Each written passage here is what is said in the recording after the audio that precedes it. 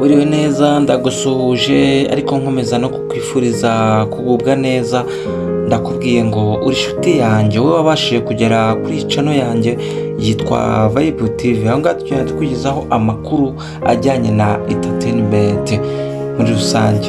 Buri kimwe cyose wifuza ugomba kugikura kuri iyi channel yacu, ariko ibyo ngibyo bisaba kuba warakanze subscribe kugira ngo kimwe cyose wifuza ujye ubasha kukibona gatanu kandi.